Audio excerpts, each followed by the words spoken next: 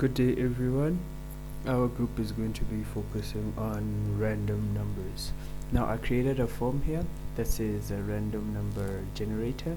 What the user will do is, I have my label. The user will enter a value in the text box provided, and then the form is going to, this button basically is going to generate a random value less than the one that has been entered here and displayed here. I'm going to code under my generate value button the number that has to be generated into this text box, and then this button here will close my form. So the button generate code is going to follow there, and then this one is just for my this dot close is just for this button here. Oops, it's just for that button there. So under my generate value button, I have to declare a variable. Now my first variable is the maximum number that's going to be entered by the user, followed by the random number that's going to be generated. Right, and then I have to create an object. Random rand is equals to new random,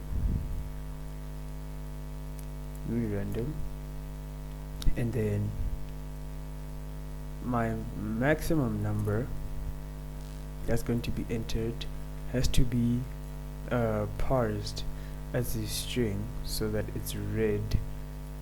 It's a integer, it's a number, but for it to be read into the text box it has to be parsed as a string.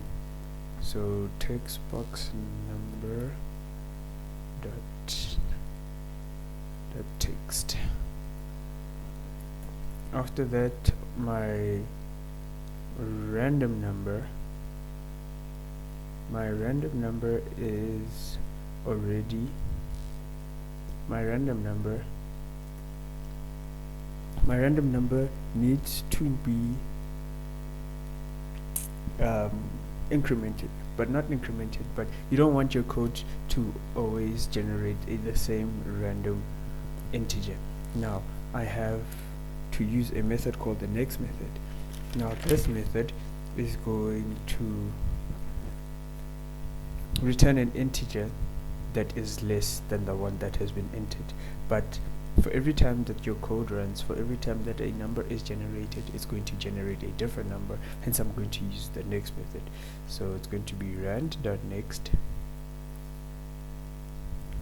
Then already here you can see that if you put in a comma, you can see that it requires you to put in a minimum value and a maximum value. My minimum value can be 0, but my maximum value can be the maximum value that's entered in the first text box. Now after that, I want the value that's going to be generated. Text box generate. The value that's going to be generated, I need that value to be parsed into, not parsed, to be converted into a string. Random number dot toString, so that it appears as a string under the text box generate text box. And then this close button will close my form. So if I quickly run my form,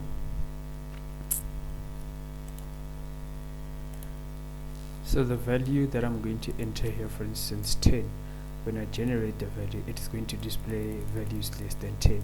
If I say 100, it's going to display values less than 100. Now this button is just going to close my form. Thank you. That's going to be it. That's how you create a form that generates random numbers.